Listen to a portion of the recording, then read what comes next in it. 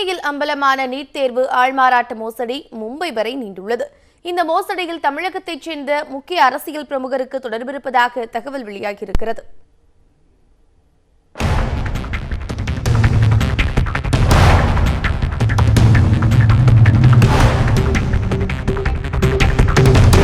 தனது மகனை எப்படியாவது மருத்துவராக்க வேண்டும் என்ற ஆசைக்காக விபரீத முயற்சியில் ஈடுபட்ட மருத்துவர் வெங்கடேசன் அவரது மகனின் வாழ்க்கையை புதைக்குழியில் தள்ளியுள்ளார்.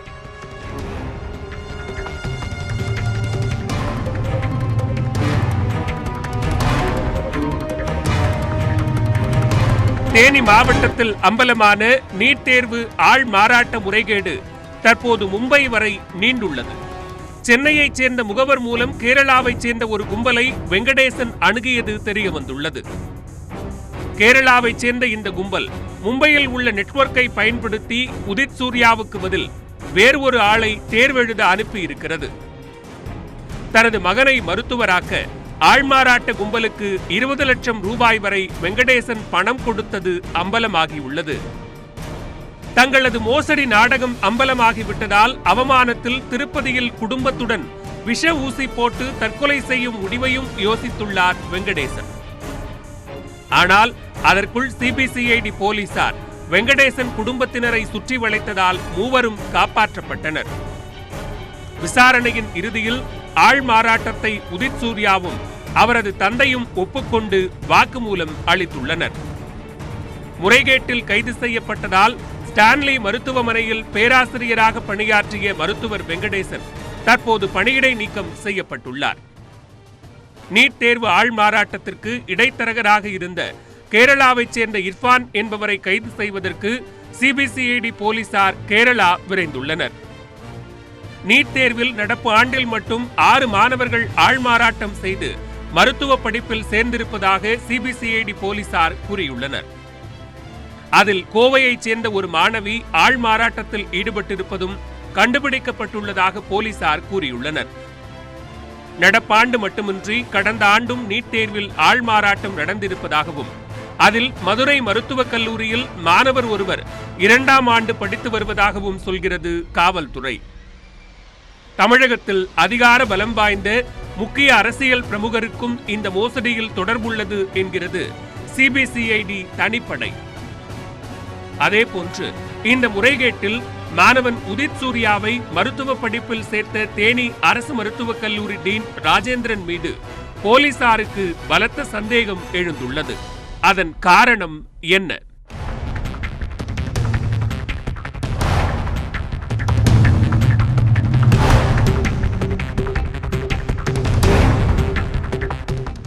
நீட் தேர்வில் ஆள்மாறாட்டம் செய்த மாணவர் உதித் சூர்யாவின் பயோடேட்டா தற்போது வெளியாகியுள்ளது. கல்லூரி நிர்வாகம் சார்பாக மருத்துவர் சேர்க்கையின் போது போலியான நபரே கல்லூரிக்கு வந்ததாக கூறப்பட்டிருந்தது. கல்லூரி நிர்வாகத்திற்கு வழங்கப்பட்ட பயோடேட்டாவில் அசல் உதித் சூர்யா புகைப்படம் இருப்பது கல்லூரி நிர்வாகத்தின் மீது பலத்த சந்தேகத்தை ஏற்படுத்துகிறது. அதேபோன்று கல்லூரி படிப்பிலிருந்து நின்று கொள்வதாக உதித் கடிதம் கொடுத்த பின்பும் வருகை பதிவேட்டில் மாற்றங்கள் செய்யப்பட்டதும் சந்தேகத்தை மேலும் அதிகப்படுத்துகிறது. ராஜேந்திரனும் உதித் சூர்யாவின் தந்தை மருத்துவர் வெங்கடேசனும் ஸ்டான்லி கல்லூரியில் ஒன்றாக பணியாற்றியதாக கூறப்படுகிறது. இந்த காரணங்களால் தேனி அரசு மருத்துவக் கல்லூரி டீன் ராஜேந்திரனை போலீசார் குறிவைத்து விசாரணை நகர்வுகளை தீவிரப்படுத்தியுள்ளனர். மொத்தம் 6 மாணவர்கள் நீட் தேர்வு ஆள்மாறாட்டத்தில் ஈடுபட்டதாகவும் அதில் 5 பேர் தேர்ச்சியடைந்த நிலையில் தோல்வியடைந்த ஒரு மாணவன் இந்த முறைகேட்டை அம்பலப்படுத்தி இருக்கலாம் என்றும் கூறப்படுகிறது. நீளும் நீட் தேர்வு முறைகேட்டில் மொத்த நெட்வொர்க்கும் சிக்குமா? தமிழகத்தில் 6 மாணவர்கள் நீட் ஆள்மாறாட்டத்தில் ஈடுபட்டுள்ளது உறுதியாகியுள்ளதாக சிபிசிஐடி உயரதிகாரி ஒருவர் தெரிவித்துள்ளார். தற்போது உதித் சூர்யா தவிர மேலும் 4 மாணவர்கள் போலீசின் பிடியில் சிக்கியுள்ளனர். அடுத்தது என்ன? விரிவாக அலசுகிறது இந்த தொகுப்பு.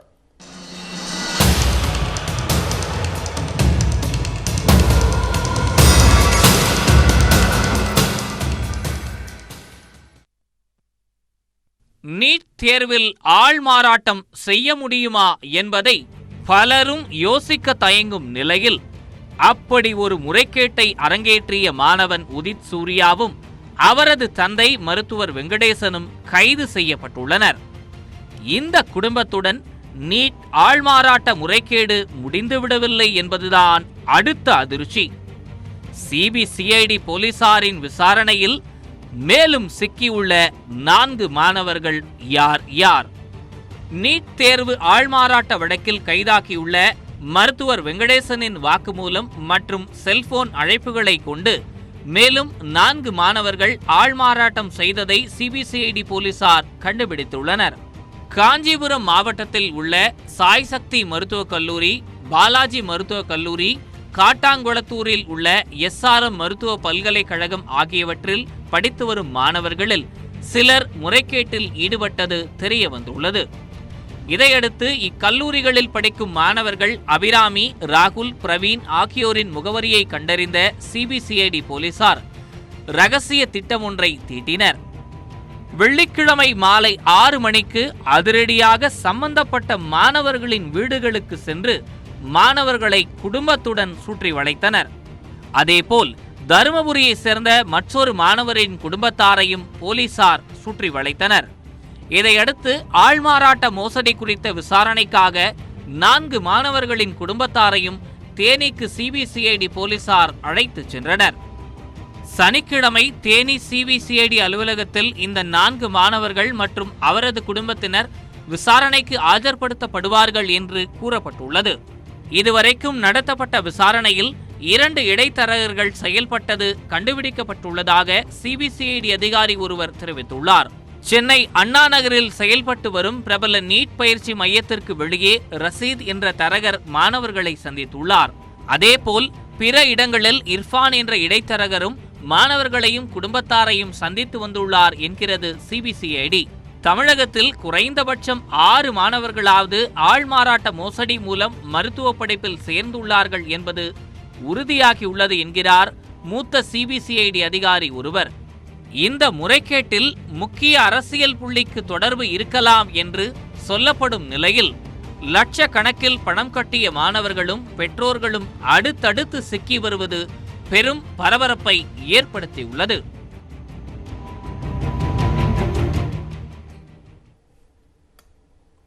தீவிரவாதத்திற்கு எதிராக உலக நாடுகள் ஒன்றிணைய வேண்டும் என ஐக்கிய நாடுகள் சபையில் பிரதமர் மோடி வலியுறுத்தியுள்ளார். அதே கூட்டத்தில் உரையாற்றிய பாகிஸ்தான் பிரதமர் இம்ரான்கான் பாகிஸ்தானில் தீவிரவாத அமைப்புகளே கிடையாது என்று தெரிவித்தார்.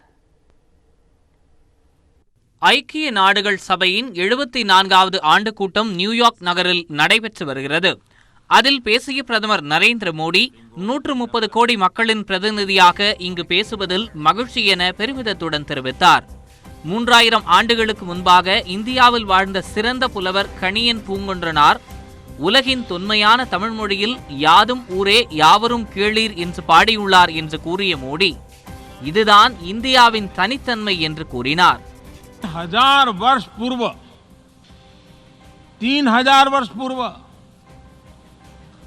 भारत के महान कवि कणियन पुंगुंड्रनार उन्होंने विश्व की प्राचीनतम भाषा तमिल में कहा था, यादम उरे यावरुम केडीर, यानी हम सभी स्थानों के लिए अपनेपन का भाव रखते हैं और सभी लोग हमारे अपने हैं.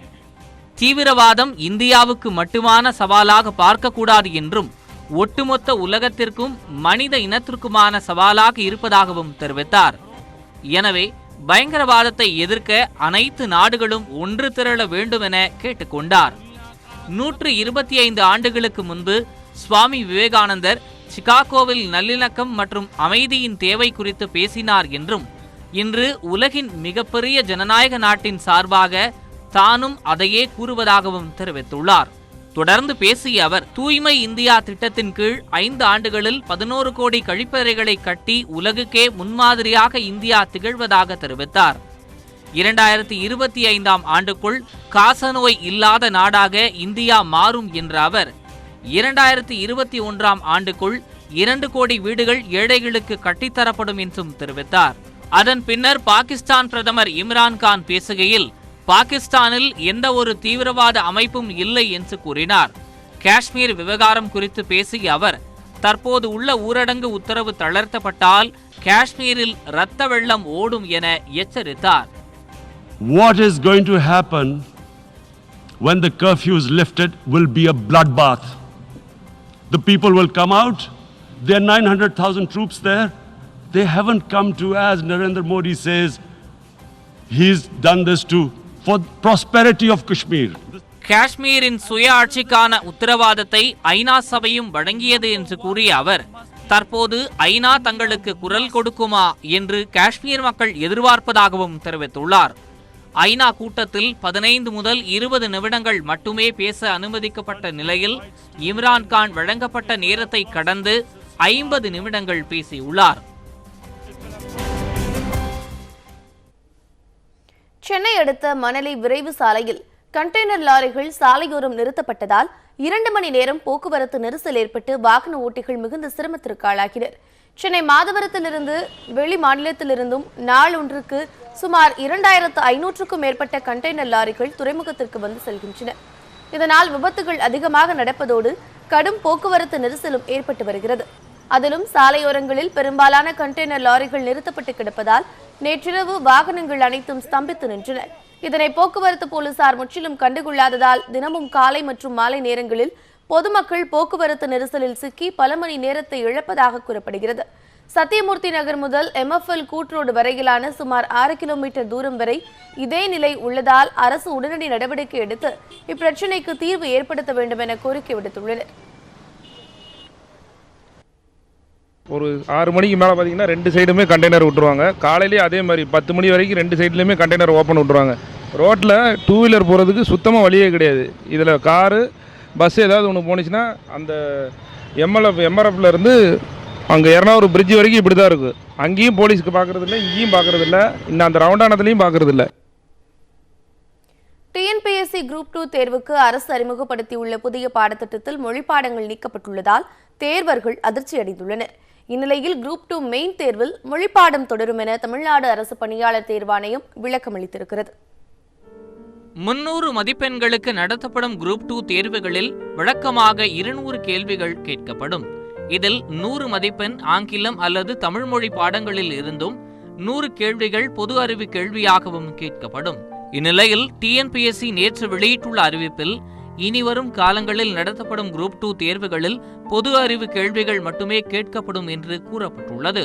அதன்படி 300 மதிப்பெண்களுக்கு நடத்தப்படும் இந்த குரூப் 2 முதல்நிலை தேர்வில் 175 பொது அறிவு வினாக்களும் 25 கணிதம் சார்ந்த வினாக்களும் இடம்பெற உள்ளன. பெரும்பாலானோர் மொழிப்பாடங்களை நம்பியே தேர்வு எழுதும் நிலையில் அரசின் இந்த அறிவிப்பு தேர்வர்கள் மத்தியில் அதிர்ச்சியை ஏற்படுத்தியுள்ளது. இந்நிலையில் குரூப் 2 முதல்நிலை எழுத்துத் தேர்வில் மட்டுமே மொழிப்பாடம் நீக்கப்பட்டுள்ளதாகவும் குரூப் 2 மெயின் தேர்வில் மொழிப்பாடம் தொடரும் எனவும் தமிழ்நாடு அரசு பணியாளர் தேர்வாணைய செயலாளர் நந்தகுமார் விளக்கம் அளித்துள்ளார். மெயின் தேர்வு பாடத்திட்டத்தில் மொழிப்பாடத்துக்கு முக்கியத்துவம் தரப்பட்டிருப்பதாக கூறிய அவர், திருக்குறள், சுயமரியாதை, திராவிட இயக்கம் குறித்த பாடங்களும் சேர்க்கப்பட்டிருப்பதாக தெரிவித்துள்ளார்.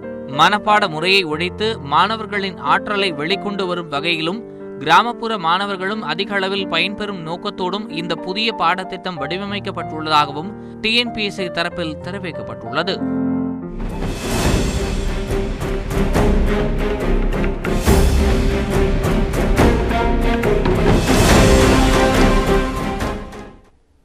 இளம்பெண் சுபஸ்ரீ மரணத்திற்கு முக்கிய காரணமான அதிமுக முன்னாள் கவுன்சிலர் ஜெயகோபால் போலீசாரிடம் சிக்கிய சுவாரஸ்யமான பின்னணி குறித்து விரிவாக பார்க்கலாம்.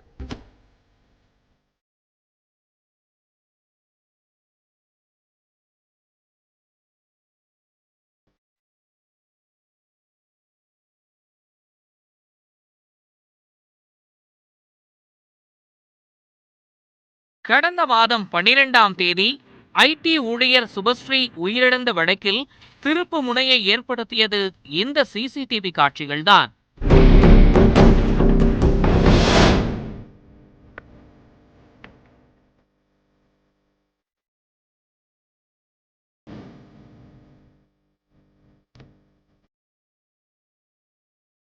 திருமணத்திற்காக நடு ரோட்டில் கட்டப்பட்ட பேனர் விழுந்ததுதான் சுபஸ்ரீ லாரியில் சிக்கி உயிரிழக்க காரணம் என்பதை உலகிற்கு காட்டியது இந்த காட்சி. ஆனால் இதன் பிறகு கூட பேனரை வைத்த அதிமுக பிரமுகர் ஜெயகோபாலை போலீசார் கைது செய்யாதது ஏன் என்ற கேள்வி எழுந்தது.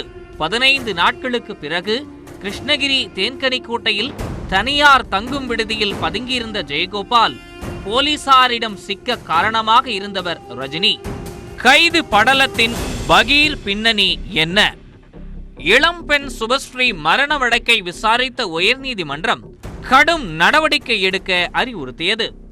இதையடுத்து வெளியில் நடமாட முடியாது என்று கருதிய ஜெயகோபால் குடும்பத்துடன் தலைமறைவானார். முதலில் திருச்சி சமயபுரம் அருகிலிருந்த உறவினர் வீட்டுக்கு சென்ற ஜெயகோபாலுக்கு சரியான முறையில் உதவி கிடைக்கவில்லை. இதையடுத்து திருவண்ணாமலையில் சென்று உறவினர்கள் வீட்டில் பதுங்க நினைத்த போதும் அதற்கு வாய்ப்பில்லாமல் போயுள்ளது.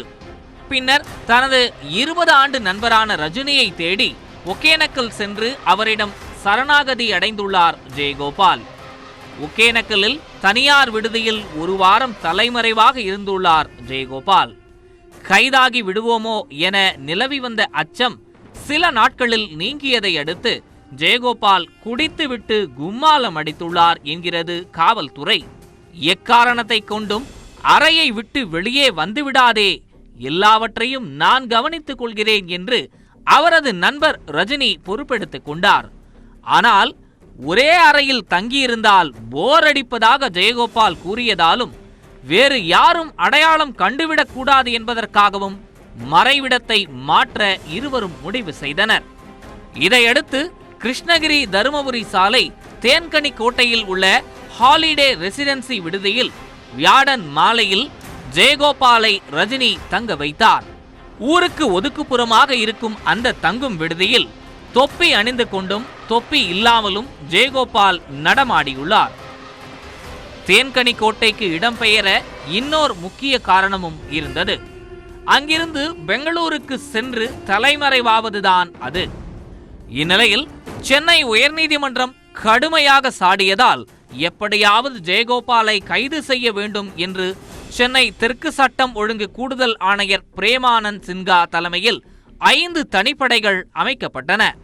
அதில் ஆய்வாளர் மகேஷ் தலைமையிலான தனிப்படை போலீசார் விடிய விடிய ஜெயகோபாலின் செல்போன் அழைப்புகளை அலசினர். ஜெயகோபாலின் குடும்பத்தை சேர்ந்தவர்கள், நண்பர்கள் என 30 பேரின் செல்போன் அழைப்புகள் இருப்பிடங்களை தொடர்ந்து கண்காணித்தனர். அப்போது ஜெயகோபால் அடிக்கடி ஒகேனக்கல் செல்வதை அறிந்த போலீசார் ஜெயகோபாலின் நெருங்கிய நட்பு வட்டாரங்களின் பட்டியலை எடுத்தனர். நட்பு வட்டாரங்களில் முக்கியமானவர் ரஜினி என்பதை கண்டுபிடித்த போலீசார் அவரது செல்போன் அழைப்புகளை கவனித்தனர். அவரின் வழக்கத்துக்கு மாறான நடவடிக்கைகளை கூர்ந்து கவனித்த தனிப்படை போலீசார் ரஜினியை முதலில் பிடித்து விசாரித்துள்ளனர். ரஜினி மூலம் மறைவிடத்தை கண்டுபிடித்த போலீசார் ஜெயகோபாலை எப்படி கைது செய்வது என்ற திட்டத்தையும் தீட்டியுள்ளனர். அதே சமயம் ஜெயகோபாலின் ஏடிஎம் கார்டு செயல்பாட்டை கவனித்து வந்த மற்றொரு தனிப்படை அவர் தங்கியிருந்த ராயல் ரெசிடென்சி விடுதியில் அவர் பணம் செலுத்தியதை உறுதிப்படுத்தினர். தனி அறையில் தங்கியிருந்த ஜெயகோபால் உள்ளே தாழ் போட்டுக் கொண்டு இருப்பதால் போலீசார் வந்துள்ளதை அறிந்து கொண்டால் தவறான முடிவு எடுக்க வாய்ப்புள்ளது என்று போலீசார் கருதினர். அதனால் வெள்ளிக்கிழமை மாலை 5 மணி அளவில் ஜெயகோபாலின் நண்பர் ரஜினியை தங்கும் விடுதிக்கு வெளியே நிறுத்தி, வா இப்போதே பெங்களூரு போகலாம் என செல்போனில் பேச வைத்துள்ளனர். அதை நம்பிய ஜெயகோபாலும் உடைகளை ஒரு கைப்பையில் எடுத்துக்கொண்டு தங்கும் அறையிலிருந்து வெளியே வந்துள்ளார்.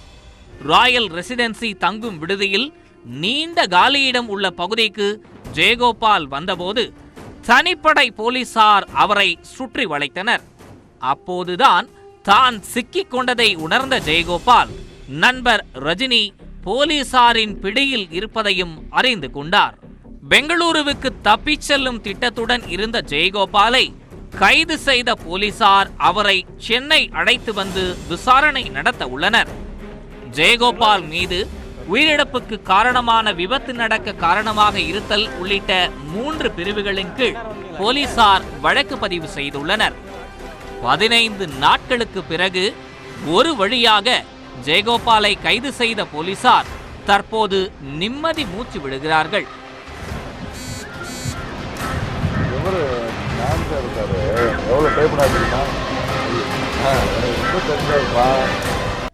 கீழடியில் 5ஆம் கட்ட அகழாய்வு பணிகளை மேலும் 2 வாரங்கள் நீட்டித்துள்ளதாக தமிழ் வளர்ச்சி மற்றும் தொல்லியல் துறை அமைச்சர் மாஃபா பாண்டியராஜன் கூறியுள்ளார். சிவகங்கை மாவட்டம் கீழடியில் நடந்து வரும் 5ஆம் கட்ட அகழாய்வு பணிகளை அமைச்சர் மாஃபா பாண்டியராஜன் நேற்று பார்வையிட்டார். அகழாய்வில் கண்டெடுக்கப்பட்ட பொருட்களை ஆய்வு செய்த அவர் பின்னர் செய்தியாளர்களிடம் பேசினார். அப்போது 5ஆம் கட்ட அகழாய்வு நேற்றுடன் நிறைவடைய இருந்த நிலையில் முக்கியத்துவம் கருதி மேலும் 2 வாரங்களுக்கு தமிழக அரசு நீட்டித்துள்ளதாக தெரிவித்தார். அகழாய்வில் கண்டெடுக்கப்பட்ட பொருட்கள் குறித்து ஆவணங்கள் தயாரிக்கப்பட்டு வருவதாகவும் அவற்றை மின்னணு மயமாக்க TNARC என்ற இணையதளம் அறிமுகப்படுத்தப்பட்டுள்ளதாகவும் தெரிவித்தார். முடிய வேண்டிய அகழ்வாய்வு 2 வாரங்கள் நம்ம எக்ஸ்டெண்ட் பண்ணியிருக்கோம். இன்னொரு 15 நாட்கள் நிறைய பொருட்கள் கிடைச்சிருக்கு. அதனால் இதிலே இதை எக்ஸ்டெண்ட் பண்ணி கொண்டு போகிறதுக்கு ஒரு 2 வாரங்கள் தமிழக அரசாங்கம் இதை எக்ஸ்டெண்ட் பண்ணியிருக்கு. இந்நிலையில் கீழடியில் நடைபெறும் அகழ்வாராய்ச்சி பணிகளை பார்வையிட்ட எதிர்க்கட்சித் தலைவர் மு.க. ஸ்டாலின், இந்தியாவின் வரலாறு தமிழகத்தில் இருந்துதான் எழுதப்பட வேண்டும் என்பது கீழடி அகழ்வாராய்ச்சியின் மூலம் தெரிய வந்துள்ளதாக தெரிவித்தார். தமிழர்களின் வரலாற்றை பறைசாற்றும் கீழடியில் தாம் நிற்பது பெருமையாக கருதுவதாக தெரிவித்தார். உத்தரப்பிரதேசத்தின் சனோலி, குஜராத்தின் வாட் போன்ற இடங்களைப் போல் கீழடியையும் பாதுகாக்கப்பட்ட பகுதியாக அறிவிக்க வேண்டும் என கோரிக்கை விடுத்த அவர், அங்கு சர்வதேச தரத்தில் அருங்காட்சியகம் அமைக்க வேண்டும் எனவும் வலியுறுத்தினார். எப்படி இந்த முயற்சி இப்பொழுது வெற்றிகரமாக நடந்து கொண்டிருக்கிறதோ இது தொடர வேண்டும்.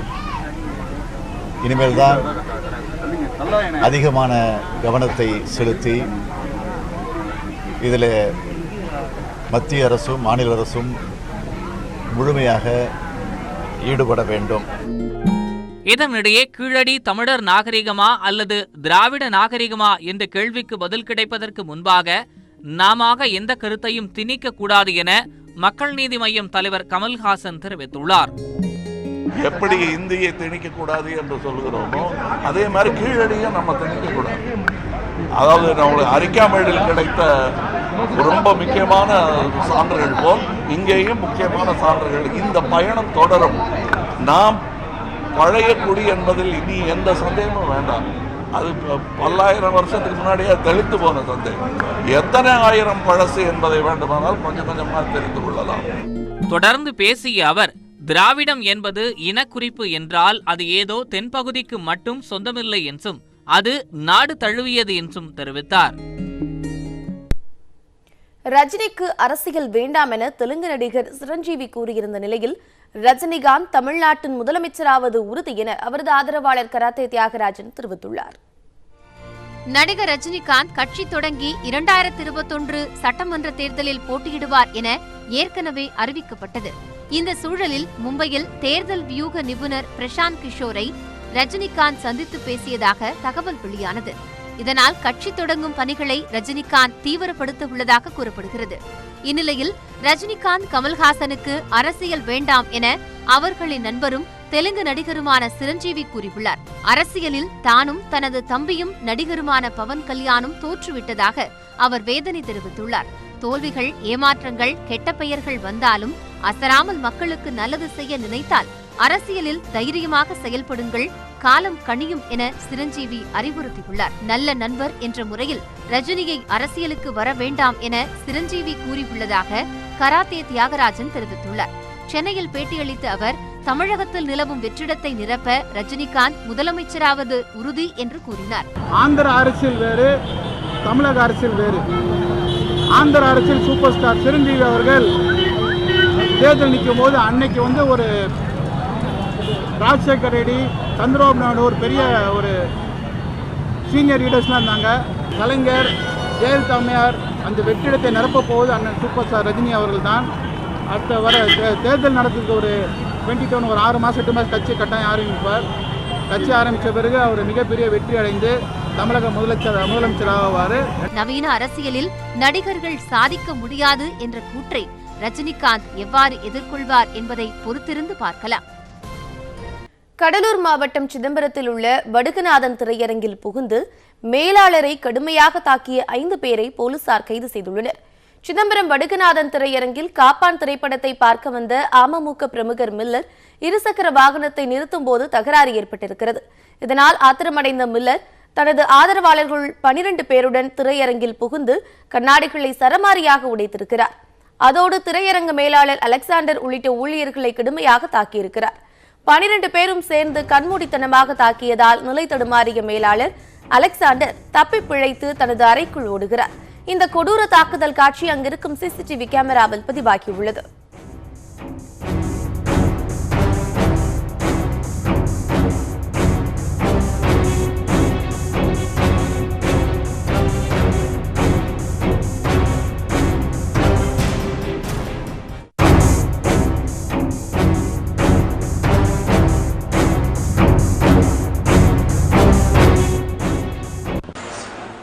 தகவல் அறிந்து நிகழ்விடத்திற்கு வந்த போலீசார் சிசிடிவி காட்சிகளை கொண்டு முக்கிய குற்றவாளியான அமமுக பிரமுகர் மில்லர் உட்பட 5 பேரை கைது செய்துள்ளனர். மேலும் தலைமறைவாக உள்ள வழக்கறிஞர் உள்ளிட்ட 7 பேரை போலீசார் தேடி வருகின்றனர். இருசக்கர வாகனம் நிறுத்துவதில் ஏற்பட்ட சிறிய தகராறு கொலைவெறி தாக்குதலில் முடிந்ததால் அங்கு சிறிது நேரம் பதற்றமான சூழல் ஏற்பட்டது.